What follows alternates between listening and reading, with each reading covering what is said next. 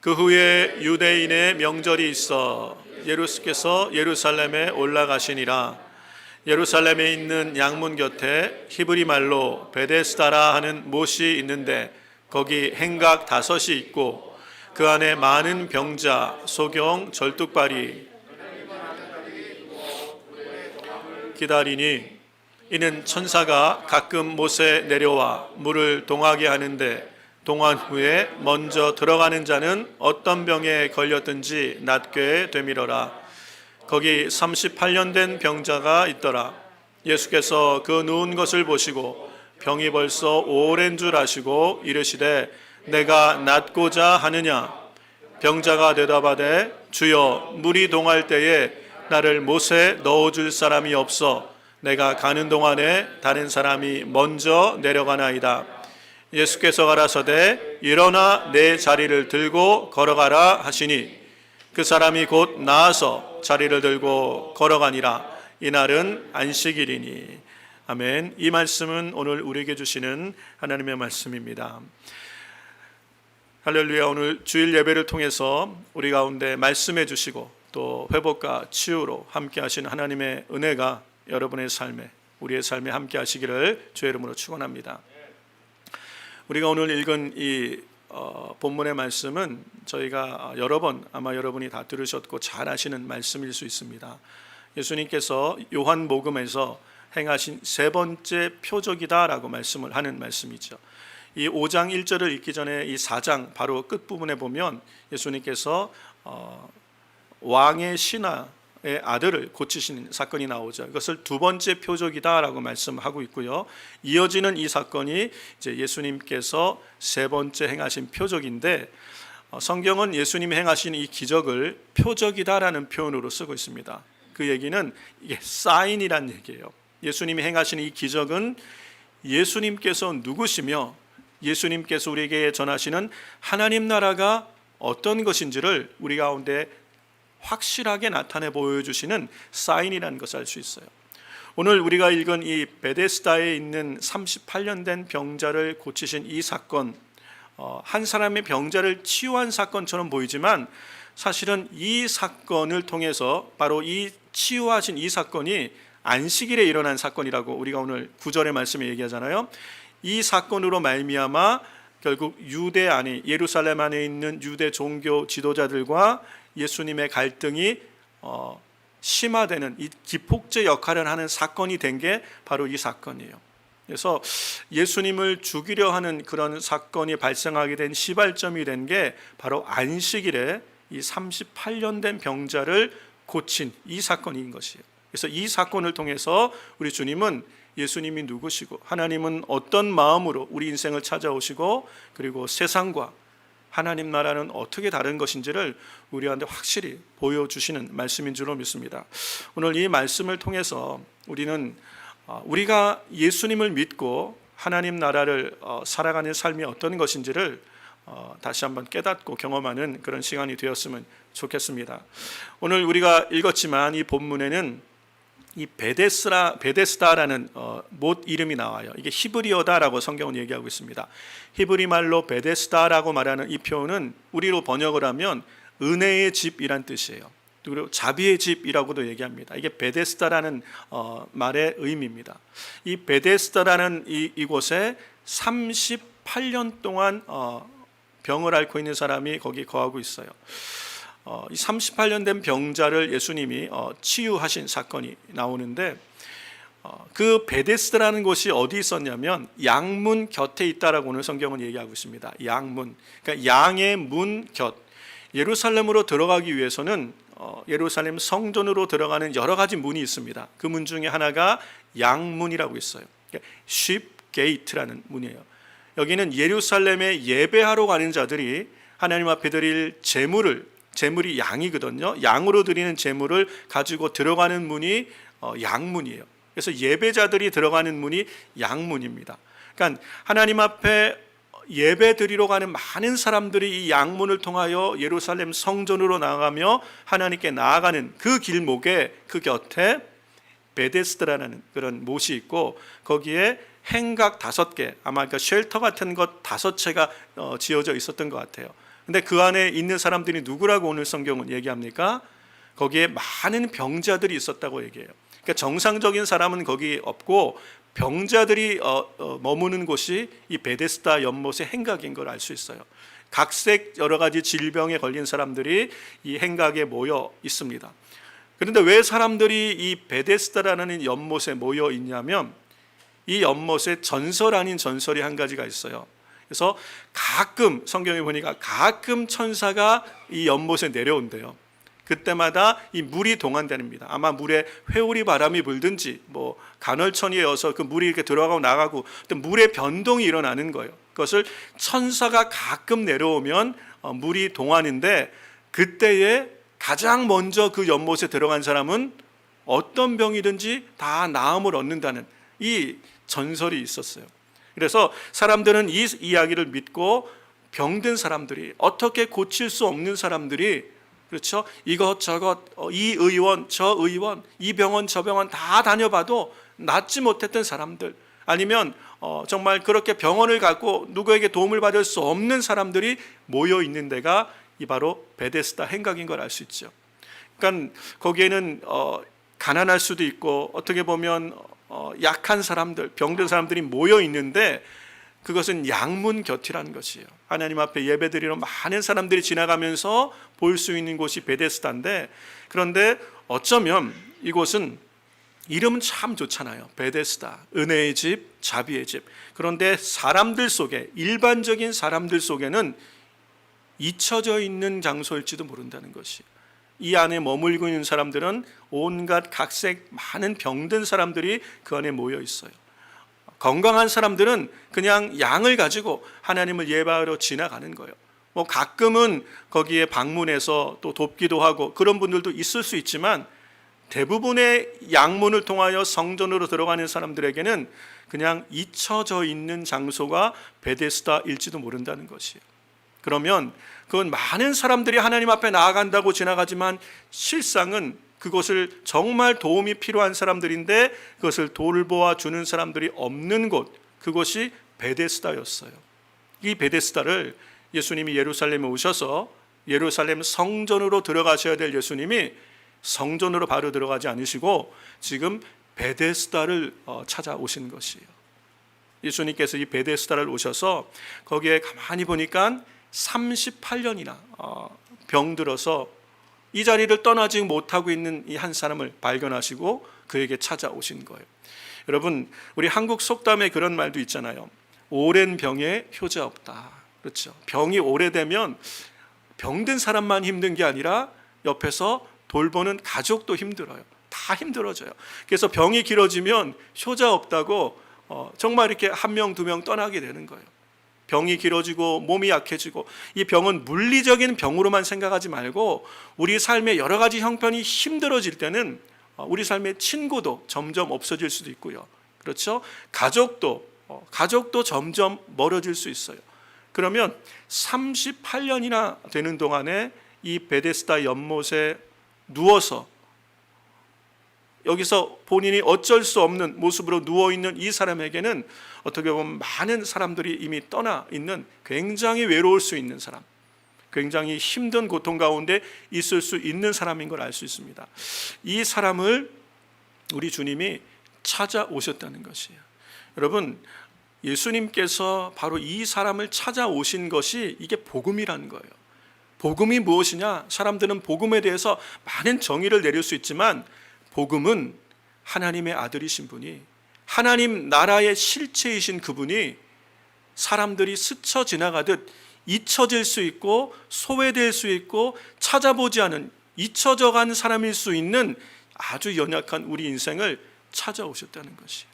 여러분, 질병에 걸려서만 소외될 수 있는 것이 아니라 우리는 인생을 살아가면서 우리 힘으로 해결할 수 없는 수많은 일들 때문에 낙심하기도 하고요, 또 좌절하기도 하고, 어떤 분들은 인생의 절망이라는 것을 경험하여 많은 사람들 속에서 스스로가 소외될 수도 있고 때로는 잊혀져서 살아갈 수 있어요. 사람들이 주목하지 않는 그런 삶이 있을 수도 있어요. 그것을 우리가 경험하신 분들도 계시고 지금 경험하고 있는 분이 계실 수도 있고, 우리는 살아가면서 얼마든지 이러한 베데스다를 경험할 수 있는 것이에요. 그런 우리 가운데 예수님이 찾아오셨다는 것이, 이게 복음이에요. 이 주님이 우리를 찾아오셔서 우리를 만나시고 우리를 고쳐주셨다는 것. 사랑하는 성도 여러분, 오늘 이곳에 앉아 계신 모든 분들은 우리는 우리 스스로가 예수님을 선택한 것이 아니에요. 그렇죠? 많은 종교 가운데 내가 기독교를 선택한 것이 아니에요. 많은 교회 가운데 우리는 내가 순전한 교회 한번 가봐야 되겠다. 우리는 내가 선택해서 온 거라고 생각할 수도 있어요. 그런데 은혜는 하나님께서 우리를 찾아오신 건 줄로 믿습니다. 우리가 스스로가 하나님을 찾아갈 수 없어요. 세상의 모든 종교는요, 다 스스로의 힘으로 하나님을 만나려고 하는 거예요. 하나님을 찾는 거예요. 이 상향 종교예요. 불교는 선이라는 걸 통해서 도를 닦아서 득도하여 신의 세계를 갈 수 있다고 생각하는 거예요. 해탈할 수 있다고 생각하는 거예요. 그러나 기독교는 완전히 다른 것이에요. 기독교는 왜 이게 복음이냐면 하나님이신 그리스도께서 우리를 찾아오신 거예요. 스스로 죄 문제를 어떻게도 해결할 수 없는 우리 인생, 죄에 묶여서 죄의 사슬에 매여서 종 노릇하며 살아가며 그렇게 고통 가운데 있는 인생을 주님이 찾아오신 것이, 이것이 복음인 줄로 믿습니다. 이 복음의 은혜 안에서 우리가 예수님을 만나고 구원함을 얻고 하나님의 자녀로 살아갈 수 있는 은혜를 주시는 것이 복음, 우리 주님이 우리를 찾아오신 사건인 줄로 믿습니다.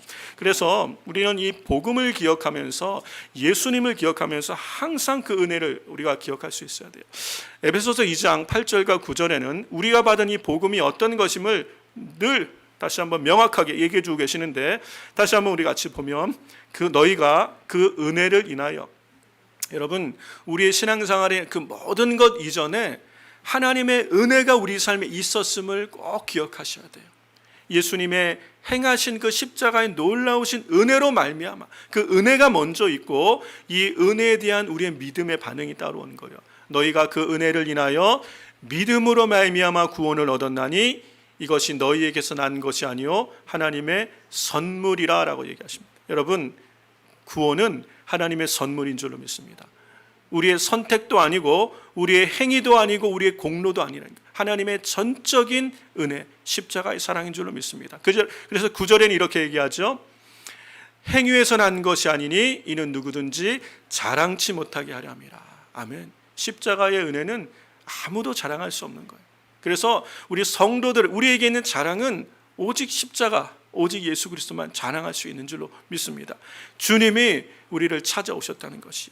그런데 이 예수님께서 오늘 이 38년 된 병자를 찾아오신 사건 가운데 저는 여러분과 두 가지만 좀 한번 주목해서 살펴봤으면 좋겠어요.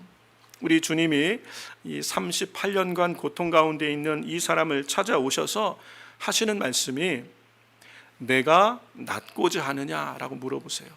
제가 이 질문을 묵상하면서 참 마음에 많은 도전이 되고 은혜가 됐는데, 예수님께서는 권세가 있으시잖아요. 하나님의 아들이세요. 예수님께는 힘이 있어요.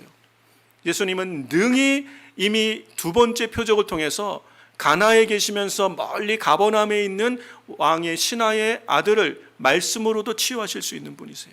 예수님은 얼마든지 병자를 말씀으로도 치유하실 수 있는 분이신데, 권세가 있고 힘이 있으신 예수님이 이 사람을 치유하실 때 이 사람의 상황을 아시는 거예요. 이미 그가 병이 오래됨을 아시고 그를 찾아오셔서 그에게 건네시는 마디가, 첫 마디가 내가 낫고자 하느냐. 여러분, 저는 예수님이 굉장히 인격적이시다라고 믿습니다. 우리 주님은 당신에게 있는 권세, 당신에게 있는 권위, 당신에게 있는 힘을 드러내시려 하지 않는 것이에요. 많은 사람들이 주목하는 가운데 멋있게 치유하여서 내가 바로 그리스도야 라는 것을 드러내는 방식으로 우리 주님은 이 사람을 찾아오지 않으셨어요. 오히려 반대로 이 사람의 상황을 충분히 공감하신 것 같아요. 38년이나 되는 시간을 질병 가운데 고통하며 낫고자 하지만 나을 수 없는 절망이에요. 왜냐하면 그 물에 한 가닥 희망을 가진 게 그 천사가 못해 내려올 때, 물이 동할 때 가장 먼저 들어가면 고침받는데, 그 한 가닥 희망으로 그가 38년을 버텼지만 그가 뭐라고 얘기해요? 내가 무태 내려가려고 할 때 나보다 먼저 누가 들어가서 나는 고침을 받을 수 없다는 거예요. 이 사람에게는 절망이에요. 이 사람의 병이 중풍병이라고 다른 성경엔 얘기합니다. 38년 동안 심한 중풍병으로 자기 혼자서는 움직일 수 없는 사람이에요. 그런데 어디 갈 곳이 없어요. 그렇다고 떠날 수가 없어서 이 베데스라는 곳에 38년을 버티고 있었어요. 치유를 기대하고 있었던 것도 아닐 것 같아요. 소망이 없습니다. 그런데 주님이 오셔서 이 사람을 고치시면서 하시는 말씀이 내가 낫고자 하느냐. 우리 주님이 이 사람의 상황을 충분히 공감하시고 그에게 다가오셔서 질문하신 거예요. 내가 낫고자 하느냐. 사랑하는 성도 여러분, 우리가 누군가에게 도움을 준다고 할 때 우리는 항상 자기중심적이에요. 그렇죠? 이게 우리에게 익숙해요. 그래서 내가 도와주는 것이에요. 내가 도와주는 것이. 그래서 도와주는 내 감정과 내 상황이 중요해요. 도움을 받는 사람은 어떤 감정인지 어떤 상황인지는 많이 헤아리지 않아요. 그냥 내가 힘이 있으니까, 내가 도와줄 여력이 있으니까 도와줄게. 그런데 도움을 받는 사람들은요, 도움을 받지만 상당히 기분이 안 좋을 수도 있어요. 차라리 도와주질 말지 라고 많이 마음이 상처가 될 수도 있다는 것이요. 그렇다면 내가 낫고자 하느냐라고 예수님이 물으신 것은 대단히 중요한 질문이에요. 도움을 주실 수도 있는 주님이 먼저 그의 인격과 그의 삶을 존중하고 그에게 물으시는 거예요. 여러분, 장애가 있는 분들을 도울 때나 아니면 여러 가지 많은 삶의 고통이 있는 분들을 도울 때 우리는 불쌍하구나, 내가 도와줘야지, 그런 도움을 우리가 실천하기 전에 그의 삶을 공감하는 게 먼저 필요하다는 거예요. 도와드려도 되겠습니까? 이 미국 문화가 참 좋은 것 같아요. 우리 한국 사람들 같은 경우는 그런 표현을 잘 못하죠. 그리고 그냥 말 없이 도와주거나, 그렇죠? 뭐가 필요해? 이렇게 뭐 도와주거나 이렇게 하는데, 미국 문화는 May I help you? You need some help? 좀 도와줄 게 있냐? 물어본다는 거예요. 여러분, 이것이 대단히 중요합니다. 그분의 삶을 공감하고 그의 인격을 존중하여, 우리의 도움이 필요한 사람의 인격을 존중하여 도움을 주어도 되는지를 물어볼 수 있는 것, 이게 대단히 중요한 것 같아요. 우리 주님이 그렇게 이 사람을 찾아가셨어요. 그렇게 이 사람을 만나주신 주님. 그런데 이분의 대답이, 우리가 아까 봤지만 이분의 대답이 우리가 기대하는 것과 조금 달라요. 예수님이 다가오셔서 엄한 말씀으로 하셨겠습니까? 내가 도움이 필요하냐? 이렇게 물으셨겠습니까? 아주 부드러운 말씀으로 그에게 물으셨을 텐데 이분의 답변에는 분노가 있어요. 상처가 있는 것 같아요. 내가 낫기를 원하느냐? 이렇게 물어보시는데, 그러면 우리 같은 경우는 주님, 낫고 싶습니다. 고쳐주세요. 제가 너무 힘들었는데 할 수만 있으면 고쳐주세요. 고쳐달라고 그렇게 얘기할 수 있을 거예요. 상처가 없으면 이렇게 얘기할 수 있어요. 그런데 이분은 38년이라는 기간 동안에, 기다리는 시간 동안에 절망을 경험하며 분노를 경험하며 상처가 많이 쌓였던 것 같아요. 그렇지 않겠어요? 내가 먼저 물이 동하는 걸 봤어요. 내가 먼저 봤으면 내가 들어가야 되는데 나보다 늦게 본 사람이 좀 더 나보다 건강해서 그가 먼저 들어가 버린 거예요. 이 사람 안에 분노가 있는 것이, 상처가 있는 것이, 이런 일이 반복되었다면 이 사람에게는 큰 분노가 있을 수 있죠. 그래서 고침받고 싶습니까? 내가 낫고자 하느냐 물어볼 때 낫기를 원합니다라는 대답이 아니라 엉뚱한 대답이 나와요. 이래서 안 되고요, 저래서 안 되고요. 이게 원망과 분노가 섞인 말이죠. 여러분, 우리가 신앙생활을 하다 보면 그냥 단순하게, 상대방은 그냥 단순하게 물어봤는데 돌아오는 답변이 내가 생각했던 것과 다른 답변이 들어올 때가 있어요. 가정에서도 마찬가지고, 그리고 뭐 여러분 일하는 일터에서도 마찬가지고, 뭐 교회에서도 마찬가지예요. 뭐 어땠어? 뭐 그냥 쉽게 물은 말인데 전혀 기대하지 않은 많은 것이 함축된 말이 돌아올 때가 있죠. 그럴 때 저분이 마음에 많이 힘든가 보다, 마음에 많이 상처가 있나 보다, 이해를 할 수 있어야 돼요. 우리 주님이 그것을 아시는 거예요. 그리고 그에게 찾아가셔서 그를 고쳐주시는 거예요. 거기에 우리 주님은 동일한 마음으로 주님의 온유하심과 사랑으로 반응하신 거예요. 사랑하는 성도 여러분, 오늘 우리 가운데 우리를 주님이 찾아오셔서 주님의 온유하심과 그분의 사랑으로, 그분의 섬김으로 우리를 회복하신 것처럼, 여러분, 이게 사랑이라고 말씀하시는 거예요. 사랑은 무례히 행치 아니하는 것. 이게 하나님 나라를 실제로 살아가며 경험하는 삶의 모습이 돼야 되는 것이에요. 여러분, 이 질문 가운데 우리가 또 한 가지 확인할 수 있는 게 뭐냐면, 예수님이 내가 낫고자 하느냐라는 질문을 이 사람에게 했을 때는 이 사람은 다른 대답을 했지만 예수님 무엇을 이 사람에게 말씀하고 싶으신 거예요? 내가 정말 원하는 것이 무엇인지를 다시 한번 확인시켜 주신 거예요. 이 사람은 낫기를 원하여 지금 이 베데스다 연못에 지금까지 기다리고 있는 거예요. 이 사람의 가장 본질적인 소원은 뭐였어요? 치유받는 거예요. 그래서 이제는 건강하게 정상적인 삶으로 회복돼서 다시 가정으로 돌아가고 화목함을 회복하는 것. 그러기 위해서는 나아야 되는 거예요. 치유받아야 되는 거예요. 이게 이 사람의 본질적인 소망이었어요. 그런데 시간이 지나면서 낙심하고 좌절하고 절망을 경험하면서 내가 여기 왜 있어야 되는지를 잊어버리고 있을 수 있다는 거예요.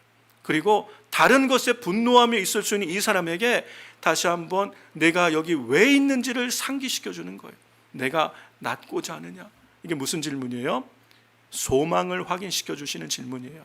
소망은 우리 인생의 진정한 소망이 무엇인지를 깨닫게 하시는 거예요.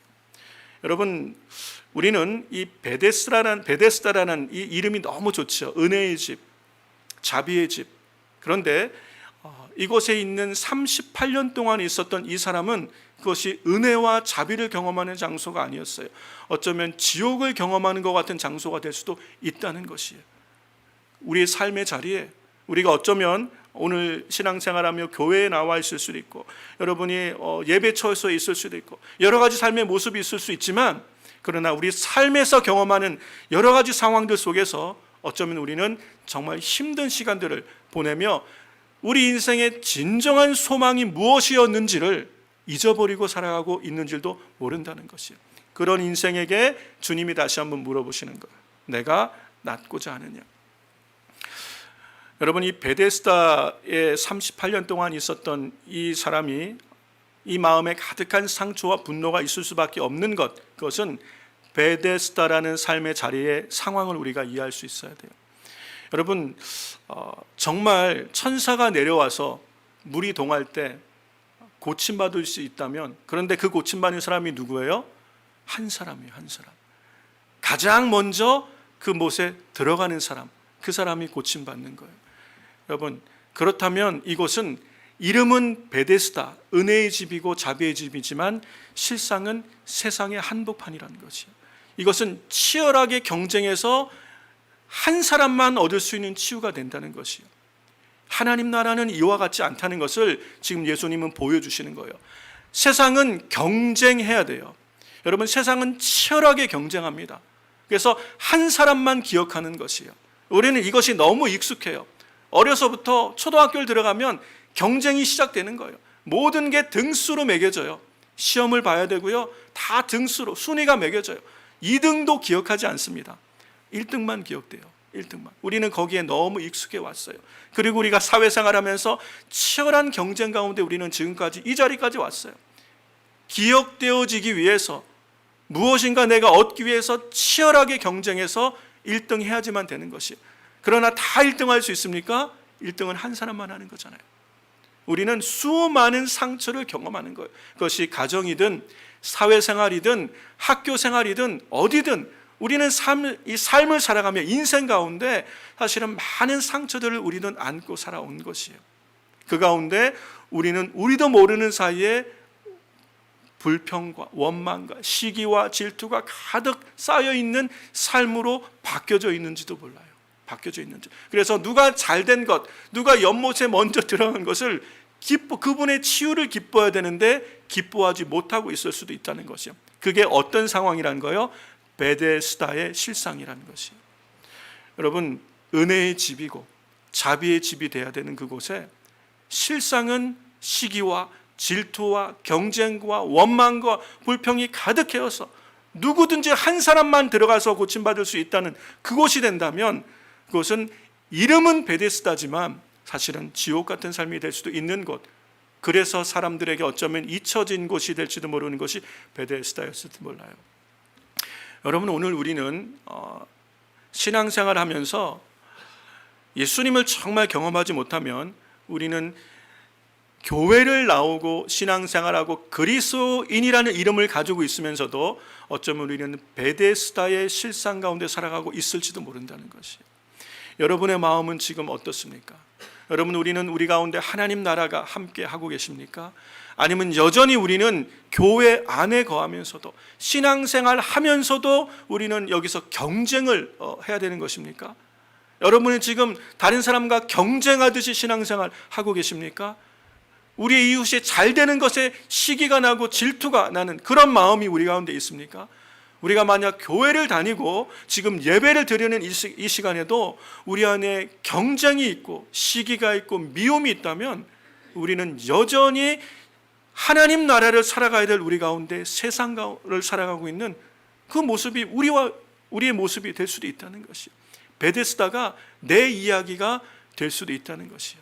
그러므로 사랑하는 성도 여러분, 우리 주님은 이 베데스다를 찾아가셔서 그 안에 아마 가장 오래된 38년이나 중풍병으로 고통받고 있는 이 사람을 찾아가셔서 그를 치유하신 이 사건을 통하여 하나님 나라가 어떻게 이 세상과 다른지를 우리 가운데 분명히 보여주고 계시는 거예요. 여러분, 우리는 한 주간 세상에서 살아갑니다. 경쟁해야 돼요. 그렇죠. 가만히 있으면 아무것도 안 되죠. 경쟁해야 되고 또 싸워야 됩니다. 치열하게. 때로는 원치 않는 거짓말도 해야 될지 몰라요. 원치 않는 불의를 또 우리가 묵인할 수밖에 없을지도 몰라요. 그것이 우리에게 고통이 될 수도 있어요. 그렇게 치열하게 살아가는 삶 가운데 어쩌면 우리는 스스로가 소망에 대한 스스로가 하나님의 은혜에 대한 사모하는 마음을 잊어버리고 그냥 다 그런 거지라고 체념하며 살아가듯 하루하루를 보내고 있을지도 모른다는 것이요. 하나님의 나라에 거하면서도. 사랑하는 성도 여러분, 오늘 우리는 정말 하나님 나라를 소유했고 이 하나님 나라를 실제로 경험하고 있는가? 예수 그리스도의 은혜로 구원받았다면 정말 내 안에 예수님이 함께 하시는 그 하나님의 나라는 내 안에 거하고 있는 것인가? 나는 정말 우리 주님 안에서 참 만족과 기쁨을 누리며 하나님 나라의 치유와 기적을 경험하는 삶을 살고 있는가? 그거는 교회에서 하는 얘기고 나의 실상에서는 여전히 세상처럼 경쟁해야 되고 또 시기해야 되고 미워해야 되고 그 삶을 반복하고 있는 것은 아닌가? 여러분, 예수님이 찾아오신 이 사건은 오늘 우리에게 다시 한번 주님이 세상과 하나님 나라 사이에서 어떻게 살아야 되는지를 우리에게 도전하는 말씀인 줄로 믿습니다. 예수님께서 우리에게도 지금 묻고 계신 것이에요. 우리를 찾아오셔서 동일하게 우리에게 도전하고 계신 것입니다. 사랑하는 성도 여러분, 믿음 안에서 예수님 안에서 하나님 나라를 경험한 우리는 이제는 세상 나라의 삶의 방식이 아니라 진정으로 하나님 나라를 살아가는 삶을 살아야 될 줄로 믿습니다. 예수님이 우리에게 찾아오셔서 주신 것은 값없이 주신 은혜의 선물이에요. 경쟁하지 않아도 되는, 하나님 나라는 경쟁에서 한 사람만 들어가는 나라가 아니에요. 누구든지 그의 아들의 희생을 통하여 그 십자가의 놀라운 사랑을 깨닫고 주님이 찾아오셔 손 내미신 주님의 손을 붙드는 사람은 누구든지 값없이 의롭다 하심을 얻게 하신 하나님의 은혜가 우리 가운데 구원을 가져다 주신 줄로 믿습니다. 그러면 너희가 그 은혜를 인하여 믿음으로 말미암아 구원함을 얻었다면 이제는 우리가 행위를 자랑하는 삶을 살아서는 안 돼요. 신앙생활하는 우리가 교회 안에서 나를 증명하거나 나를 자랑하거나 하는 삶의 모습은 하나님 나라의 삶이 아니라는 것이에요. 주님은 우리가 예수님같이 우리가 이웃에게 찾아가서 거저받은 은혜를 나눠줄 수 있는 복음의 삶을 살기를 원하신 줄로 믿습니다. 이게 하나님 나라 백성의 삶의 모습이에요. 여러분, 우리에게 하나님 주신 은혜가 있습니까? 여러분에게 힘이 있습니까? 여러분에게 지위가 있고요, 여러분에게 재물이 있고요, 여러분에게 남보다 무엇인가 나눌 수 있는 것이 있습니까? 그러면 우리는 찾아가야 되는 것이에요. 찾아가서 우리 주님이 우리를 찾아오시고 이 38년 된 병자를 찾아오셔서 값없이 주신 은혜로 그를 구원하시고 하나님의 자녀 삼으신 것처럼 오늘 우리는 우리 이웃 가운데 우리 이웃 가운데 이 38년 된 병자처럼 삶의 절망 가운데 고통하는 사람이 얼마나 많습니까? 가까운 이웃 중에 먼 이웃 중에 그들 가운데 하나님 나라를 전하며 나눌 수 있는 은혜가 있기를 주의 이름으로 축원합니다. 이게 성도가, 이 땅의 교회가 살아가야 될 삶의 방식인 것이에요. 이 말씀을 정리하겠습니다. 우리가 어떻게 하면 우리는 정말 우리의 삶의 자리에서 그냥 주일만 와서 교회에서 마음의 위로받고 돌아가는 그냥 종교 생활로 만족하는 신앙생활이 아니라 정말 예수님을 경험하고 주님과 함께 살아가는 하나님의 나라를 어떻게 우리가 살아갈 수 있을까? 그러기 위해서는요, 분명한 것은 먼저 우리 마음에 하나님 나라가 임하셔야 돼요. 하나님 나라가 거하셔야 돼요. 내 마음이 하나님 나라, 내 마음에 천국이 없는데 어떻게 우리는 우리 가정에서 천국을 경험할 수 있겠어요? 내 안에 천국이 없는데, 하나님 나라가 없는데 우리가 어떻게 교회에서 천국을 경험할 수 있겠어요? 먼저 내 안에 하나님 나라를 경험할 수 있기를 주의 이름으로 축복합니다. 어떻게 하나님 나라가 내 안에 거합니까? 예수님이 내 안에 주인 되셔야 돼요.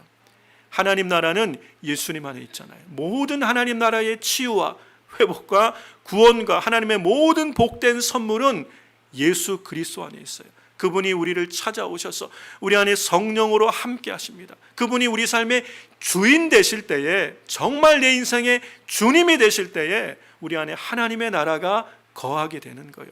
그러면 내 삶이 바뀌는 거예요. 세상을 바라보는 관점, 사람과 관계하는 방식, 태도가 바뀌는 거예요. 하나님 나라의 삶을 살아갈 때 가정이 바뀌게 될 줄로 믿습니다. 여러분, 말로 바뀌는 게 아니에요. 내가 내 삶이 그리스도 안에 변화될 때 가정이 회복되는 거예요. 가정 안에 자녀와의 관계가 회복되는 것이에요. 일터에서 늘 경쟁하며 치열하게 다투며 시기하며 살아가던 관계들이 회복과 사랑의 관계가 되는 거예요. 교회 안에 하나님 나라가 임하는 것이에요. 그래서 세상에서 힘들게 살지만 교회에 와서 서로 사랑함으로, 내가 너희를 사랑한 것 같이 너희가 서로 사랑하라는 주님의 말씀처럼 진심으로 하나님 나라의 삶으로 사랑할 때 이 안에 회복이 있는 것이에요. 치유가 있는 거예요. 예배드리며 하나님의 치유의 기적의 능력을 경험하는 것이에요. 하나님 나라가 우리 삶에 함께하게 되는 줄로 믿습니다. 그러므로 사랑하는 성도 여러분, 하나님의 나라, 천국이 우리의 마음 안에 거하기를 주의 이름으로 축원합니다. 예수님을 내 삶의 참 주님으로 고백하고 인정하며 선포하게 되시기를 주의 이름으로 축원합니다. 그럴 때 주님이 내 삶의 주인 되어주시고 성령님으로 함께 하시며 동행하시며 그의 말씀으로 우리 가운데 깨닫고 인도하여 주셔서 이 땅의 삶, 우리의 매일의 삶이 하나님이 함께 하시는 하나님의 나라의 삶을 살게 하시고 그 한 사람 한 사람을 통하여 이 작은 불꽃, 이 불씨 한 사람이 가정을 밝히고 세상을 밝히는 세상의 빛으로, 세상의 소금으로 살아갈 수 있는 은혜와 능력을 우리 가운데 허락하시는 줄로 믿습니다. 이 하나님의 약속이 우리 삶의 실제가 되어서 정말 예수님 안에 거하는 내 인생, 주님과 연합된 내 삶의 변화된 내 삶을 통해서 나의 삶도 변화되고 우리의 가정도 변화되고 우리의 교회도 변화되고 내가 만나는 모든 관계의 삶의 자리가 생명의 빛으로 하나님의 나라로 변화되어진 삶을 누리게 되는 우리 모두가 되시기를 주의 이름으로 축원합니다.